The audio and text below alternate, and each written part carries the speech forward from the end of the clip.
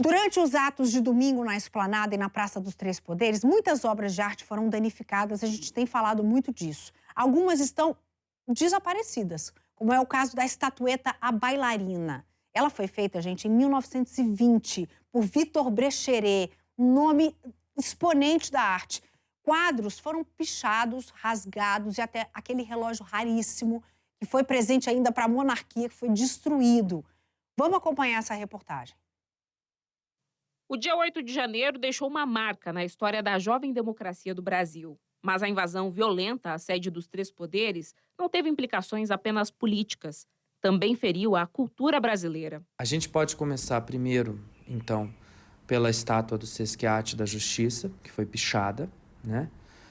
Depois disso, a gente tem um Di Cavalcanti, que é uma das melhores obras do artista, que foi totalmente rasgada.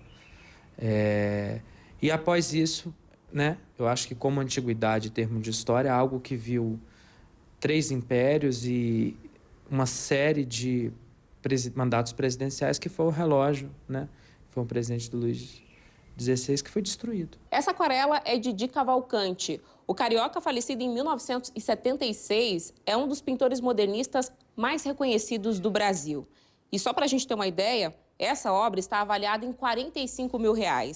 Já o painel As Mulatas, que ficava no 3º andar do Palácio do Planalto e que foi atacado a facadas pelos invasores, estava avaliado entre 8 e 15 milhões de reais.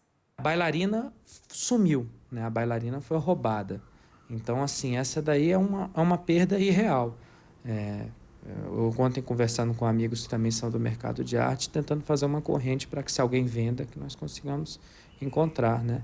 E acionar a polícia para que ela seja recuperada e volte para onde ela deveria ficar, porque é um patrimônio de todos nós, né? Eles destruíram, atacaram o povo brasileiro, a nossa história.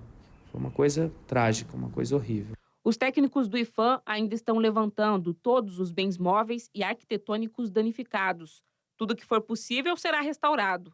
E para isso, a Unesco, que lembrou que Brasília está inscrita na lista de bens do patrimônio mundial desde 1987, ofereceu apoio na restauração. Como foram objetos patrimoniais da União, né, do governo, do Estado, do governo federal, a gente tem o dano qualificado, que tem uma previsão de pena de 3 meses, de 6 meses a 3 anos, fazendo com que essa pessoa possa responder a um processo criminal. Mas antes disso, a gente também pode verificar a responsabilização civil, a responsabilização pelo dano material causado, que vai gerar possivelmente uma indenização para o Estado brasileiro. Além dessa responsabilização civil e criminal, a gente tem também a possibilidade da responsabilização administrativa, verificando se esse agente, se esse autor desses fatos for um agente público, um servidor público que esteja ali depredando o patrimônio que ele também deveria preservar. Os processos, em diferentes instâncias, também podem exigir o ressarcimento aos cofres públicos. Danos materiais imensuráveis, assim, impossíveis de um cidadão comum, de um cidadão civil, pagar efetivamente por essas indenizações, mas certamente a Justiça vai fazer um cálculo médio, uma conta, para que essa pessoa possa, dentro das suas possibilidades, dentro da sua renda, ressarcir da melhor forma possível, da melhor forma que ela puder ressarcir, ser punida, civil ou criminalmente, para que esse valor seja indenizado ao Estado brasileiro. Hoje, a Promotoria de Justiça de Defesa do Patrimônio Público e Social do Ministério Público também instaurou um inquérito contra o Estado para responsabilização civil por danos ao patrimônio público e material. O que a gente leva é que a gente vê como a nossa cultura é falha, né? E como a nossa cultura está sendo esquecida, porque para as pessoas entrarem e não importa o ato político ou o candidato X ou B, né? Mas, assim, destruíram a história do nosso país, que não tinha nada a ver com nenhuma relação política. Um relógio antigo, um móvel, um quadro, uma pintura, não tem nada a ver, não representa nada, é nosso patrimônio. E qualquer que seja o líder, aquilo permaneceria lá, né?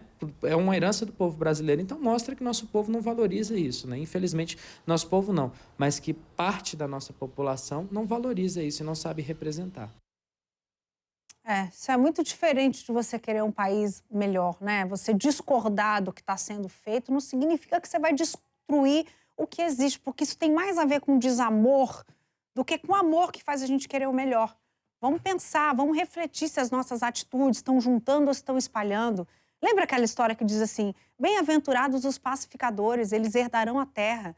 A gente pode dialogar, a gente pode discordar, a gente pode debater ideias, a gente não precisa impor ideias. Isso é muito rico. Se eu não gosto desse governo, eu vou fazer oposição, aí a coisa fica equilibrada, né? A gente precisa dessas duas coisas. Mas quando isso passa dessa esfera e vira agressão, e vira ofensa, e vira ódio, o discurso já foi esvaziado, aí não vale mais a pena lutar desse jeito.